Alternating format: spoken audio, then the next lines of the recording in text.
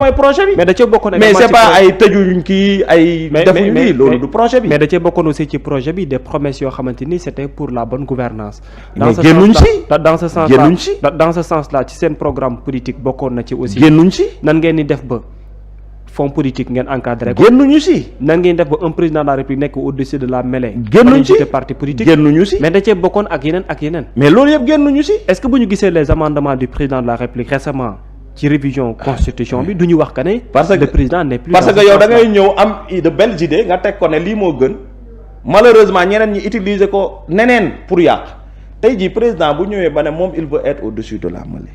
oui il démissionne en tant que secrétaire général du parti. bëggatul il demande au président du parti avec les autres de gérer la coalition. mais kooku jël na recul mais malheureusement ñoom au lieu que ñu defar coalition bi accompagner président parce que nag un président dafa war a am ginnaaw parti boo xam ne moo koy accompagner di vulgariser ses actions. di défendre son bilan. Pastef mu ngi ci woon de Ismaïla. non Pastef depuis première année bi si la ñuy wax ñoom 2029 la ñuy liggéeyal pour le président Ousmane Sonko kii parenthèse la na fi gaaw jóge mel ni moom amul mérite ci parti bi. mel ni moom créé wul parti bi mel ni moom bindul les textes mel ni moom structuré wul parti bi.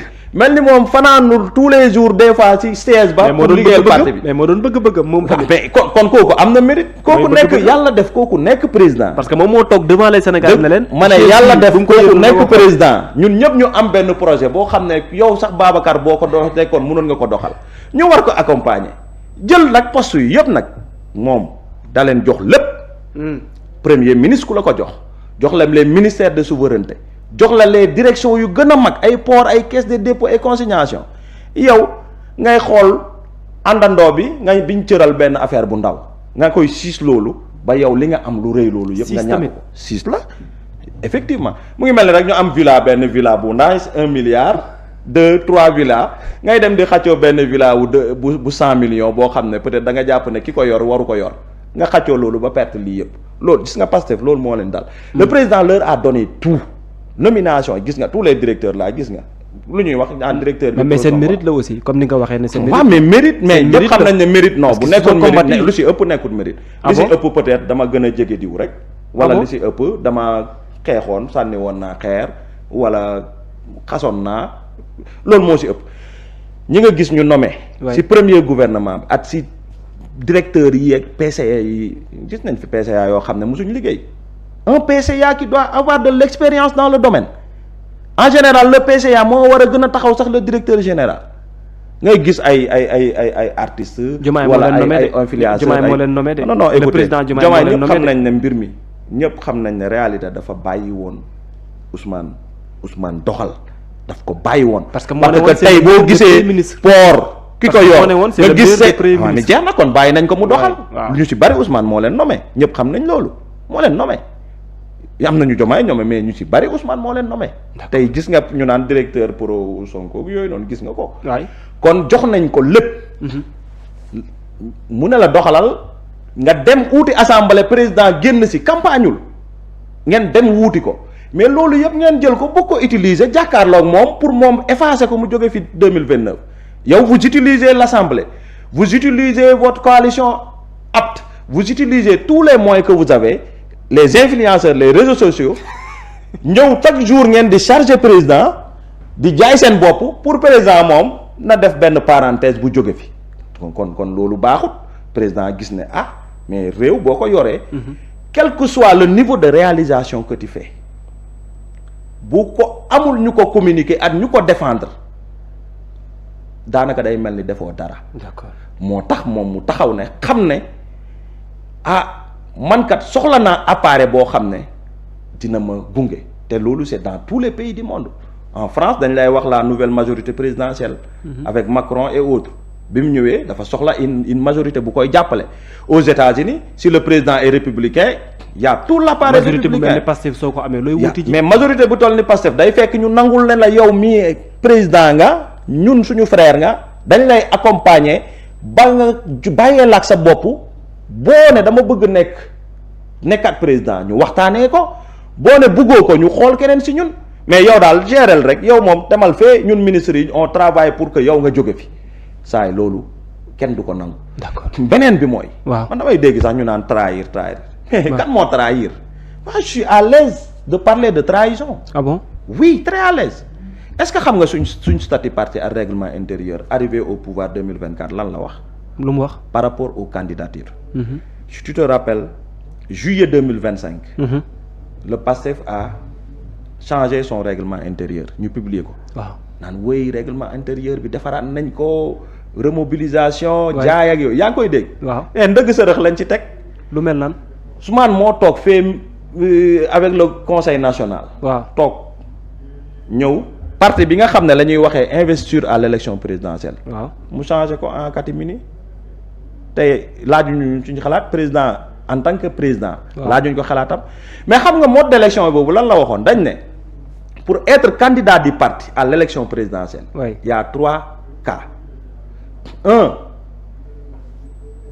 ñun ñëpp qu'on soit des candidats. waaw tout le monde est libre pour être candidat. il suffit d'avoir sur les coordinations départementales que tu sois parrainé par 1/3 des coordonnateurs départementaux. oui et que loolu bu amee s'il y a pas de consensus dañuy dem primaire. ku gagné nga nekk le candidat ñu ne condition 1. deuxième condition bi ñu ne s'il y a pas de candidat y a que une seule candidature kooku il est porté candidat du parti. troisième bi ñu ne si le président de la République est du parti il n'y a pas de primaire d'office il est le candidat du parti pour un second mandat comme États-Unis ni mu koy defee à les démocrates à les républicains mais loolu bi ñu koy bind boobu xamuñu woon kiy nekk président xamuñ ko woon est-ce que xamoon nañ ko. yow nga ñëw toog ne léegi loolu yëpp furaas effacé maintenant pour être candidat du parti à l'élection présidentielle. Tout le monde peut être candidat. Toutes les candidatures sont reçues par la haute autorité de régulation du parti benn instance bu mu créé nem composé de 5 personnes yoo xam ne ay nitam ñoo fa ne. mu ne c'est cette haute autorité de régulation du parti. qui a mandat pour organiser les élections pour choisir le candidat du parti. mais loolu suñ ko defee Diomaye du mën a nekk. parce que Diomaye écoute je termine moom dafa falu rek démissionné. écoute je termine non en tant que militant. bien man sûr je peux être candidat. bëggatuloon ndombal tànk en tant que président non le texte est clair dañ ne la si le président de la République est du parti. waxuñ la est secrétaire général du parti de. est du parti Diomaye il est du parti non. loolu la wax. ma continuer si li ma doon terminer. nga yeggali mu ne la haute autorité de régulation nag amul kenn ku muy rendre compte. il peut se doter de ses propres procédures. de ses propres pour désigner et quand il décide. sa décision est irrévocable personne ne peut faire appel kon tey jii ñëpp bu ñëwee man ma ne candidat la président Bassirou ne candidat la Ousmane ne candidat la haute autorité daf critères yu ko neex. désigner Ousmane ñu ne voilà man awma recours Diomaye amoo recours. alors que les statuts du parti disent que non disent que mais déglu rek Babacar non statut boobu noonu lañ changé les statuts disent que quand le président est du parti il n'y a pas de sélection il est d'office le candidat du parti pour un second mandat. très bien non mais yow nga nekk secrétaire déglu rek. ma question boobu bu ma dagg xaaral après nga dem. yow nga nekk secrétaire général du parti. ñu nga falu président yow yaa tëggoon statut yi. dans l'intérêt général. nga toog pale nga xëy ñu génnee ñu ne changé nañ règlement intérieur boobu noonu sans pour autant ñu jaarale ko fi ñu ko war a jaarale. yow aussi nga yow avantage bi mu la joxoon yow avantage bi mu la joxoon nga gis kat say frère yow nga ànd ak say xarit ngeen dem yéen li ngeen tënk.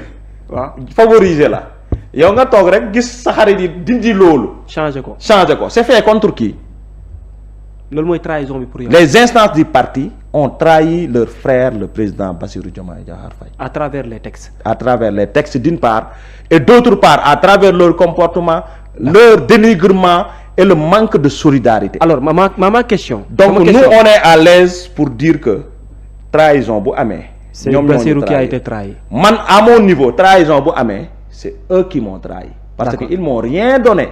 ils n'ont rien fait pour moi.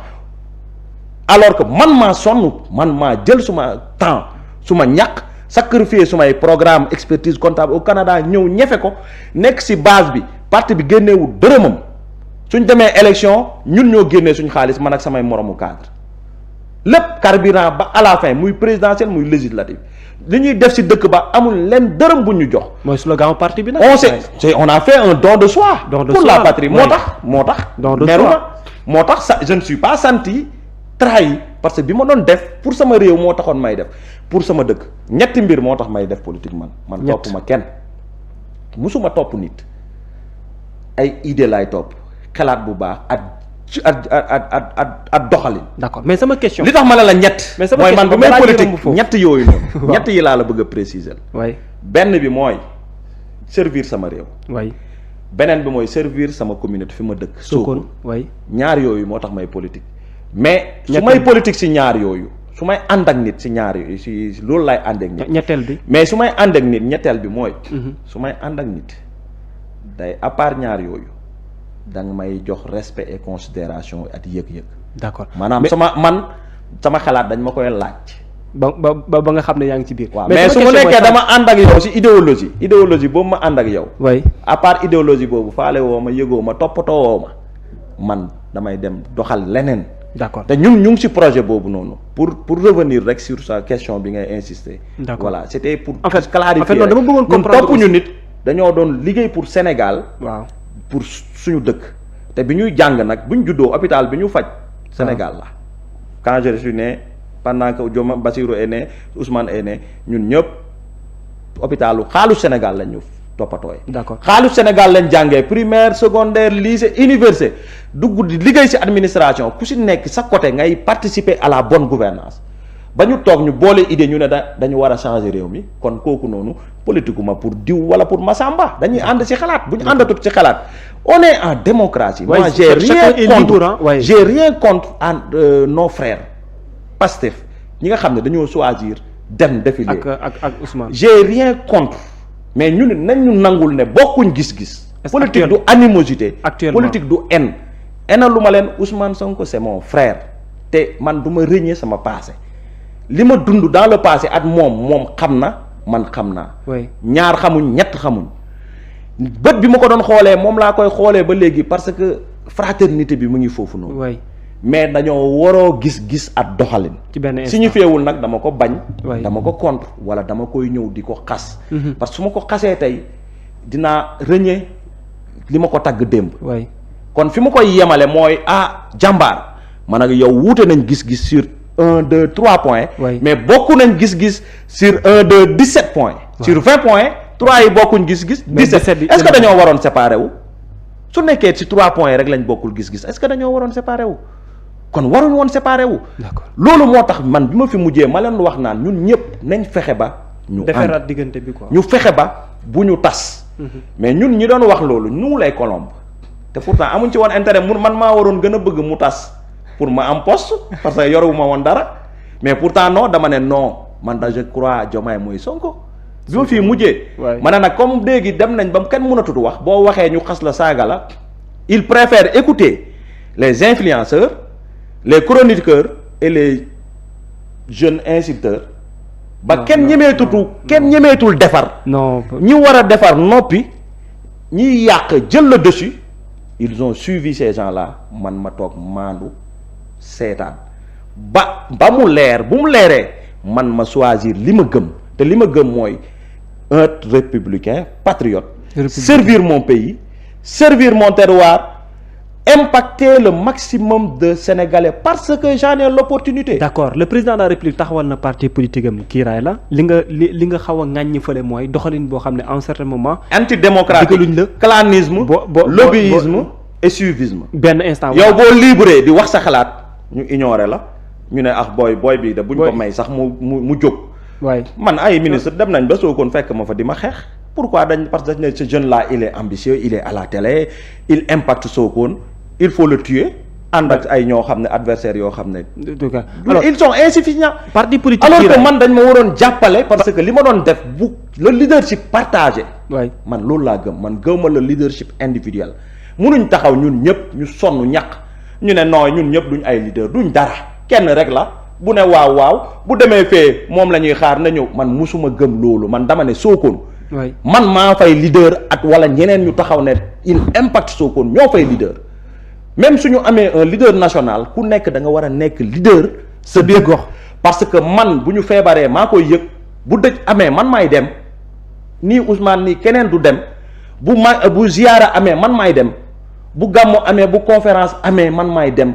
man maa bokk ak ñoom lépp man maay impacté. cër bi nga mérité kon cër boobu ma am noonu parti bi dañu ko war a jox. mais da ngay ñëw toog méridien ñëpp toog nga jàkkaarloog say moromu say frère de parti ñu toog ñoo xam ne nekk nañ ci naaj bi dugal nañ seen xaalis xeex nañ liggéey nañ nga ne yéen ñii ñëw tekkiwu leen dara waaye yéen sax ku nekk may woo pour ma ñëw pour nga mun a falu bu nekkoon loolu la kon sur les 557 collectivités territoriales Pastef jël na 500 Pastef à combien de maires Pastef n'a pas même pas les 25% de maires. Oui, mais l'impact de les gens ont du mérite. Mais l'impact de Ousmane Sonko aussi nag am na doole nag ci biir parti politique bi.